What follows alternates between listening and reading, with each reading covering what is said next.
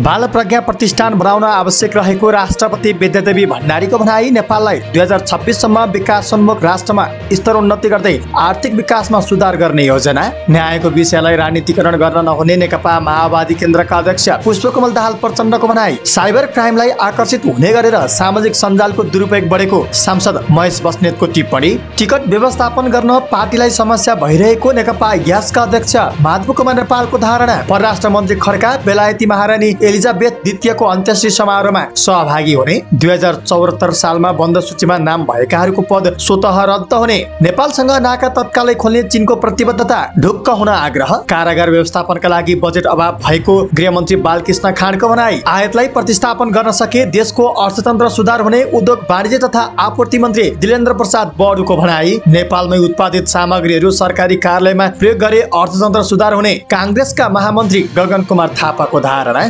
सरकार र निजी क्षेत्रबीच सहकार्य आवश्यक रहेको पूर्व मुख्य सचिव विमल कोइरालाको भनाई। बायोमेट्रिक प्रणालीमा हाजिर गर्ने व्यवस्था गर्नुपर्ने प्रतिनिधि सभा सदस्य भीमसेन दास प्रधानको भनाई। निलम्बित प्रधान न्यायाधीश जबरा विरुद्धको महाभियोग आगामी संसदले संयुक्त लिने व्यवस्था गर्न पूर्व न्यायाधीश फोरमको माग। पछिल्लो 24 घण्टामा 4084 जनाको नमुना परीक्षण गर्दा 119 जनामा कोरोना संक्रमण पुष्टि। बुधबार 47.5 अङ्कले बढेको शेयर बजारमा हरियाली। कारोबार रकममा पनि सुधार। र रुसले विदेशी नेताहरूलाई प्रभावित पार्न 30 करोड अमेरिकी डलर भन्दा बढी रकम खर्च गरेको अमेरिकाको आरोप।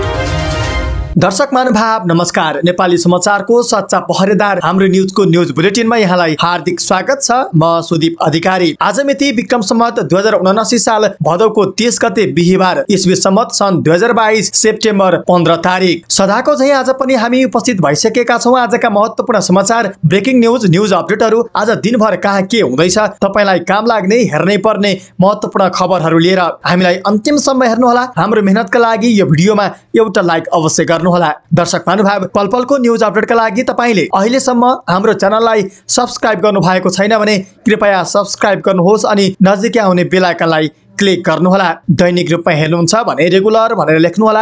आज पहिलो पटक हेर्दै हुनुहुन्छ भने फर्स्ट टाइम भनेर लेख्नुहोला। दर्शक महानुभाव, देशभित्र हुनुहुन्छ भने आफू रहेको गाउँ ठाउँ सहर जिल्लाको नाम लेख्नुहोला। विदेशमा हुनुहुन्छ भने कुन देशबाट हामीलाई हेरिरहनु भएको छ त्यो कुरा तलको कमेन्ट बक्समा कमेन्ट गरिदिनुहोला। आउनुहोस् दर्शक महानुभाव, आजका महत्त्वपूर्ण समाचारहरू सुरु गरौँ। बाल प्रज्ञा प्रतिष्ठान बनाउन आवश्यक रहेको राष्ट्रपति विद्यादेवी भण्डारीले भन्नुभएको प्रसङ्गबाट।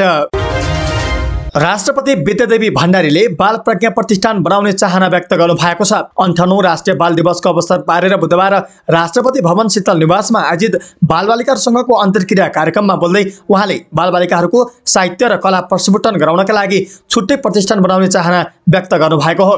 राष्ट्रपति भण्डारीले त्यसका लागि आफूले केही प्रयासहरू अगाडि बढाएको उल्लेख गर्दै बालबालिकाको क्षेत्रमा काम गरिरहेका संस्थाहरूलाई पनि त्यसमा चासो राख्न आग्रह गर्नुभयो। उहाँले राष्ट्रको भविष्य बालबालिकाप्रति दृष्टिकोण दिइरहेका र काम गरिरहेका संस्थाहरू दर्जनौं रहेको उल्लेख गर्दै आभार समेत व्यक्त गर्नुभयो। राष्ट्रपति भण्डारीले बालबालिकाको साहित्य र कलाको प्रदर्शनीका लागि आफूले समय दिएरै कार्यक्रम गर्न चाहेको उल्लेख गर्दै त्यसमा कला सहितको उत्कृष्ट प्रदर्शनी हुने विश्वास समेत व्यक्त गर्नुभयो।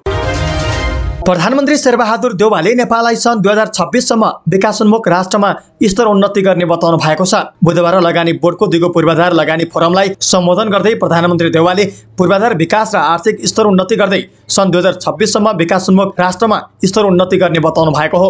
उहाँले वर्तमान सरकारले 15औं पञ्चवर्षीय योजना अनुसार पूर्वाधार विकासलाई प्राथमिकता दिएर काम गरिरहेको बताउनुभयो। प्रधानमन्त्री देउवाले सन् 2045 सम्म कार्बन उत्सर्जन शून्यमा झार्ने राष्ट्रिय नीति तथा योजना रहेको बताउनुभयो। उहाँले दिगो विकासका लक्ष्य पूरा गर्न 19 अर्ब डलर आवश्यक पर्ने बताउनुभयो। प्रधानमन्त्री देउवाले त्यसको लागि निजी क्षेत्र तथा वैदेशिक लगानीकर्ताको सहयोगको आवश्यकता रहेको औँल्याउनुभयो।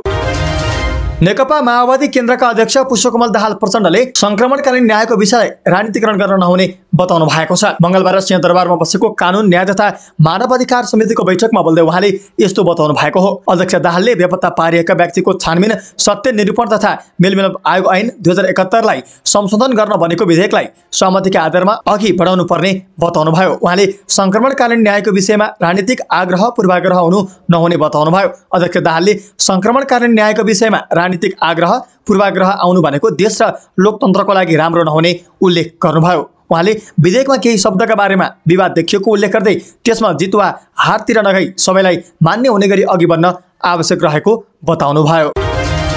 नेकपा एमालेका सांसद महेश बस्नेतले केही जनप्रतिनिधिहरूले साइबर क्राइमलाई आकर्षित हुने गरेर सामाजिक सञ्जाललाई दुरुपयोग गरेको आरोप लगाउनु भएको छ। बुधबार प्रतिनिधि सभा बैठकको शून्य समयमा बोल्दै सांसद बस्नेतले यस्तो बताउनु भएको हो। उहाँले अहिलेको राजनीतिक व्यवस्थालाई बिथोल्ने, नेता र कार्यकर्ताको बदनाम गराउने अन्तर्राष्ट्रिय तत्त्वहरू रहेको दावी गर्नुभयो। उहाँले सूचना प्रविधि ऐनलाई व्यवस्थित गर्दै त्यस्तो कार्य गर्नेलाई कानुनी कारबाही गर्न आग्रह गर्नुभयो। सांसद बस्नेतले काठमाडौँ महानगरले मापदण्ड मिचेको भन्दै भत्काएका संरचनाको उचित समय र क्षतिपूर्ति दिनुपर्ने माग समेत राख्नुभयो। उहाँले डेङ्गी रोग नियन्त्रण गर्न सरकारले उचित ध्यान दिनुपर्ने बताउनुभयो। उहाँले नागरिकता विधेयक अब वर्तमान संसदको अवधि सकिएकाले अर्को संसदमा छलफल गर्नुपर्ने बताउनुभयो। नेकपा एकीकृत समाजवादीका अध्यक्ष माधव कुमार नेपालले मक्सिर 4 गते हुने प्रतिनिधि सभा र प्रदेशसभा चुनावमा टिकट व्यवस्थापन गर्न पार्टीभित्र गाह्रो भइरहेको बताउनु भएको छ। अध्यक्ष नेपालले नगरे पनि हुन्थ्यो नि भन्नेहरूले पनि निर्वाचनमा टिकट लिनका लागि चर्को दावी गरिरहेको उल्लेख गर्दै त्यसको व्यवस्थापन गर्न पार्टीलाई समस्या भइरहेको बताउनु भएको हो। बुधबार काठमाडौँमा आयोजित पार्टी निकट समाजवादी सहकारी संगठन नेपालको घोषणा कार्यक्रममा बोल्दै उहाँले उठेर 2 कदम अगाडि हिँड्न नसक्ने वृद्धहरूले समेत टिकटको आकांक्षा राखेको बताउनुभयो। अध्यक्ष नेपालले ती आकांक्षीहरूमा टिकट नपाउँदा बेहोस हुने हो कि भन्ने चिन्ता आफूलाई लागेको उल्लेख गर्नुभयो।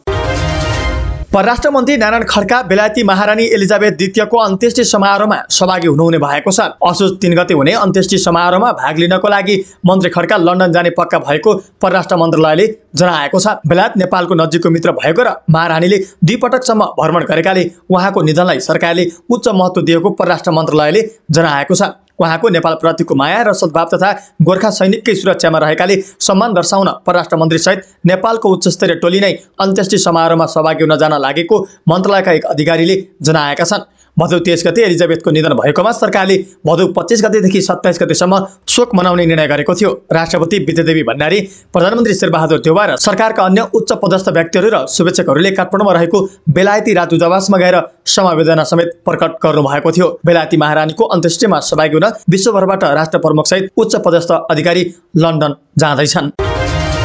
निर्वाचन आयोगले निर्वाचनको नयाँ प्रक्रिया सुरु हुनुअघि 2074 सालमा प्रतिनिधि सभा सदस्य एवं प्रदेश सभा सदस्यको बन्द सूचीमा नाम भएका व्यक्तिहरूको पद स्वतः रद्द हुने गरी कानुनी प्रक्रिया अघि बढाउने तयारी गरिरहेको छ। बुधबार राजनीतिक दलका प्रतिनिधिहरूसँगको परामर्शपछि प्रमुख निर्वाचन आयुक्त दिनेश कुमार थपलियाले असोज 2 गतेदेखि नै 2074 सालमा प्रतिनिधि सभा सदस्य र प्रदेश सभा सदस्यको बन्द सूचीमा नाम रहेकाको पद रद्द हुने गरी प्रक्रिया अघि बढाउने जानकारी दिनुभएको हो।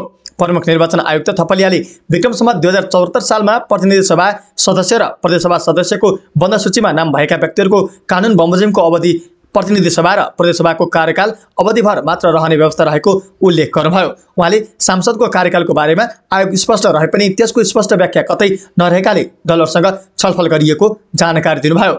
उहाँले दलहरूसँगको छलफलमा अर्को कार्यकालको निम्ति नयाँ बन्द सूची लिएपछि पुरानो बन्द सूची कुनै तरिकाबाट निष्क्रिय गर्ने प्रक्रियामा जानुपर्ने निष्कर्ष निस्किएको बताउनुभयो। उहाँले आयोगले निर्वाचन आयोग ऐन 2073 को दफा 49 र प्रतिनिधि सभा सदस्य तथा प्रदेश सभा सदस्य निर्वाचन ऐनको दफा 64 लाई आधार मानेर उपयुक्त निकास दिनुपर्ने पनि स्पष्ट पार्नुभयो। चीनले नेपालसँगका तातोपानी र रसुवागढी नाका तत्कालै खोल्ने भएको छ। राष्ट्रपति विद्यादेवी भण्डारीसँगको शिष्टाचार भेटवार्ताको क्रममा चिनिया राष्ट्रिय जनकांग्रेसका अध्यक्ष ली चान्सुले दुवै नाका तत्कालै खुल्ने जानकारी दिनुभएको राष्ट्रपति कार्यालयका सञ्चार विज्ञ टीका ढकालले जानकारी दिनुभयो। महामहिमलाई भेट्न आउनुभन्दा पहिले मैले मेरा देशका अधिकारीसँग कुरा गरेर नाका खोल्ने विषय पक्का गरेको छु। नाका अब तत्कालै खुल्नेछ।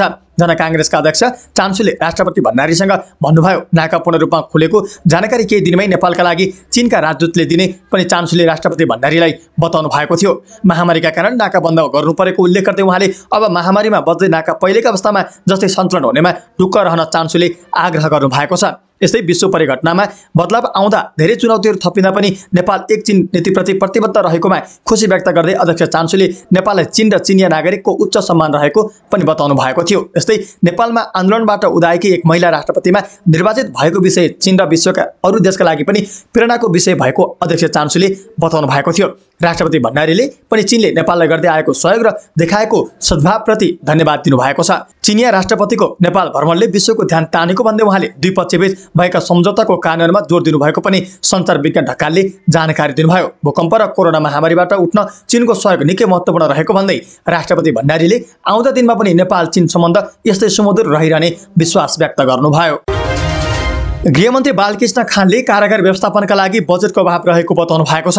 बुधबार प्रतिनिधि सभा बैठकमा कारागार विधेयक 2078 माथि राष्ट्रिय सभाबाट भएको संशोधनमाथिको छलफलको क्रममा सांसदहरूले उठाएका जिज्ञासाहरूको जवाफ दिँदै गृहमन्त्री खानले यस्तो बताउनु भएको हो। उहाँले कारागार व्यवस्थापनका लागि पर्याप्त बजेटको व्यवस्था गर्न संसदको पनि गम्भीर ध्यानाकर्षण गराउनुभयो। कारागारमा बन्द सूचीहरूको सङ्ख्या पनि ठूलो रहेको र त्यसको भौतिक पूर्वाधार व्यवस्थापनको काम पनि चुनौतीपूर्ण रहेको उल्लेख गर्दै मन्त्री खानले त्यसको उचित व्यवस्थापनका लागि सरकार र संसद दुवैले पहल गर्नुपर्ने आवश्यकता पनि औलाउनुभयो। उहाँले सरकारले ल्याएको सो विधेयकले कारागार व्यवस्थापन र सुधारमा महत्त्वपूर्ण भूमिका निर्वाह गर्ने विश्वास समेत व्यक्त गर्नुभयो। उद्योग वाणिज्य तथा आपूर्ति मन्त्री दिलेन्द्र प्रसाद बडुले आयातलाई प्रतिस्थापन गर्न नसके देशको अर्थतन्त्र सुधार गर्न नसकिने बताउनु भएको छ। बुधबार उद्योग मन्त्रालयमा प्रधानमन्त्री नेपाली उत्पादन तथा उपभोग्य अभिवृद्धि कार्यक्रममा बोल्दै उद्योग मन्त्री बडुले यस्तो बताउनु भएको हो। उहाँले पछिल्लो समय मुलुक आयातमा निर्भर भएको अवस्थामा उत्पादन र उपभोग बढाउन सकिएन भने देशको अर्थतन्त्र धराशायी हुने बताउनुभयो। मन्त्री बडुले सरकारले अहिले भइरहेको आयात कम गर्न नसके अर्थतन्त्रलाई माथि उकास्न नसकिने दावी गर्नुभयो। उहाँले देशको अर्थतन्त्र सुधारका लागि प्रधानमन्त्री नेपाली उत्पादन तथा उपभोग अभिवृद्धि कार्यक्रमले प्रभावकारी भूमिका खेल्ने बताउनुभयो। उहाँले नेपाल कृषिमै परनिर्भर भएको अवस्थामा समग्र अर्थतन्त्र सुधारका लागि निजी क्षेत्रको अहम भूमिका हुने उल्लेख गर्नुभयो। नेपाली कांग्रेसका महामन्त्री गगन कुमार थापाले नेपालमै उत्पादित सामग्रीहरू सरकारी कार्यालयमा प्रयोग हुन सके मुलुकको अर्थतन्त्र सुधार गर्न सकिने बताउनु भएको छ। बुधबार उद्योग वाणिज्य तथा आपूर्ति मन्त्रालयले गरेको प्रधानमन्त्री नेपाली उत्पादन तथा उपभोग अभिवृद्धि अवधारणा सम्बन्धी अन्तर्क्रिया कार्यक्रममा बोल्दै महामन्त्री थापाले सरकारी कार्यालयमा प्रयोग हुने 70 देखि 80% वस्तुहरू नेपाली उत्पादन हुन सके मुलुकको अर्थतन्त्र सुधार गर्न सकिने बताउनु भएको हो। उहाँले विगतमा नेपाली उत्पादनका वस्तुहरूमा 10 देखि 15% बढी शुल्क तिरेर प्रयोग गर्ने नीतिले काम नगरेको भन्दै सरकारी कार्यालयहरूमा अनिवार्य रूपमा नेपालमा उत्पादित सामानहरूको प्रयोग गर्नुपर्ने व्यवस्था गर्नु आवश्यक रहेको बताउनुभयो। महामन्त्री थापाले सरकारी कार्यालयहरूमा एक वर्षमा प्रयोग हुने सम्पूर्ण सामानको 70 देखि 80% नेपाली वस्तु प्रयोग गर्न सके नेपाली उत्पादन प्रयोग फस्टाउने र मुलुकभित्र नै उत्पादकत्व बन्ने बताउनुभयो। उहाँले नेपाल प्रहरी र नेपाली सेना सशस्त्र प्रहरीले प्रयोग गर्ने जुत्ता सरकारी कार्यालयहरूमा प्रयोग गर्ने फर्निचर नेपाली नै प्रयोग गर्न मन्त्रालयलाई सुझाव समेत दिनुभयो। महामन्त्री थापाले भाटभटिनी जस्ता डिपार्टमेन्ट स्टोरहरूमा सरकारले अनुदान वा करमा छुट दिएमा स्टोर 20% नेपाली उत्पादनका सामानलाई राख्ने व्यवस्था गर्नुपर्ने बताउनुभयो। पूर्व मुख्य सचिव विमल कोइरालाले सरकार जस्तो र निजी क्षेत्र जस्तो नभएको बताउनु भएको छ। बुधबार उद्योग वाणिज्य तथा आपूर्ति मन्त्रालयले प्रधानमन्त्री नेपाली उत्पादन तथा उपभोग्य अभिवृद्धि अवधारणा सम्बन्धी अन्तर्क्रिया कार्यक्रममा बोल्दै पूर्व मुख्य सचिव कोइरालाले यस्तो बताउनु भएको हो। उहाँले सरकार र निजी क्षेत्र सहकार्य गरेर मुलुकभित्र उत्पादन र उत्पादकत्व बढाउनु पर्ने भए पनि दुवै आफ्नो आफ्नो स्वार्थ र साना कुरामा अल्झेर बसेको बताउनुभयो। कोइरालाले सरकारले जनतालाई समृद्धि वितरण गर्ने वा गरिबी भन्ने विषय स्पष्ट हुनुपर्ने बताउनुभयो। उहाँले मुलुकभित्र उत्पादन र उत्पादकत्व बढाउन सके मात्रै समृद्धि वितरण गर्न सक्ने दावी गर्नुभयो। कोइरालाले पछिल्लो समय अर्थतन्त्रमा देखिएको समस्याको दीर्घकालीन समाधान गर्न सरकारले आयातलाई प्रतिबन्ध भन्दा पनि उत्पादन बढाएर निर्यात वृद्धिमा जोड दिनुपर्ने उल्लेख गर्नुभयो। प्रतिनिधि सभा सदस्य भीमसेन दास प्रधानले संसदको बैठकमा नियमित आउने र नआउने बीचको मूल्याङ्कन नभएको बताउनु भएको छ। बुधबार प्रतिनिधि सभा बैठकको शून्य समयमा बोल्दै सांसद प्रधानले यस्तो बताउनु भएको हो। उहाँले अब बन्ने संसदमा सांसदहरूको बायोमेट्रिक प्रणालीमा हाजिरी गर्ने व्यवस्था गर्न पनि माग गर्नुभयो। सांसद प्रधानले संसद बैठकमा गणपूरक संख्या नपुग्दा 3 मिनट घण्टी बजाउनु पर्ने स्थिति भएको भन्दै सांसदहरूप्रति नकारात्मक समाचार बाहिर गएको बताउनुभयो। उहाँले सांसदहरूको बायोमेट्रिक प्रणालीमा हाजिरी गर्ने व्यवस्था गरी संसदमा बस्ने र नबस्ने सांसदहरूको सही मूल्याङ्कन हुनुपर्ने बताउनुभयो। पूर्व न्यायाधीश फोरमले निलम्बित प्रधान न्यायाधीश चोलेन्द्र शमशेर जबरा विरुद्धको महाभियोग हतारमा किनारा लगाउन नहुने भन्दै आगामी संसदको स्वामित्व लिने व्यवस्था गर्न माग गरेको छ। बुधबार काठमाडौँमा पत्रकार सम्मेलन गरी पूर्व न्यायाधीश फोरमले निलम्बित प्रधान न्यायाधीश चोलेन्द्र शमशेर जबरा विरुद्धको महाभियोग आगामी संसदले पनि हेर्न पाउने गरी व्यवस्था गर्न माग गरेको हो। फोरमले प्रधान न्यायाधीश जबराले महाभियोग सिफारिस समितिसँगको बयानमा पूर्व न्यायाधीश फोरम नेपाल र संस्थासँग सम्बन्धित पूर्व न्यायाधीशहरूप्रति लक्षित गरेर अमर्यादित शब्द प्रयोग गरेको भन्दै आपत्ति पनि जनाएको छ। फोरमले आफूसँग सम्बन्धित पूर्व न्यायाधीश र निलम्बित प्रधान न्यायाधीशसँग न्यायाधीशले कुनै भागमण्ड सहुलियत वा सुविधा लिएको माग गरेको तथ्य पुष्टि गर्न समेत चुनौती दिएको छ। फोरमले निष्पक्ष छानबिनको आधारमा संसदमा प्रतिवेदन प्रस्तुत गर्नको लागि समय अपुग भयो भनेर हतारमा प्रतिवेदन पेश गर्न नहुने बताएको छ। पत्रकार सम्मेलनमा बोल्दै पूर्व न्यायाधीश फोरमका अध्यक्ष टोप बहादुर सिंहले महाभियोग गम्भीर अभियोग भएकाले सत्य तथ्य बाहिर ल्याउन आवश्यक रहेको बताउनुभयो। पछिल्लो 24 घण्टामा 119 जनामा कोरोना भाइरसको संक्रमण पुष्टि भएको छ। पीसीआर र एन्टिजन गरी 4084 जनाको नमुना परीक्षण गर्दा 119 जनामा कोरोना भाइरसको संक्रमण पुष्टि भएको स्वास्थ्य तथा जनसङ्ख्या मन्त्रालयले जनाएको छ। थप 130 जना कोरोना संक्रमित निको भएका छन्। पछिल्लो 24 घण्टामा कोरोना भाइरसको संक्रमणका कारण कसैको पनि ज्यान गएन। नेपालमा कोरोना भाइरसका सक्रिय संक्रमितको संख्या 2119 जनामा झरेको छ। पछिल्लो 24 घण्टामा कोरोना विरुद्धको खोप लगाएको विवरण प्राप्त नभएको स्वास्थ्य तथा जनसङ्ख्या मन्त्रालयले जनाएको छ।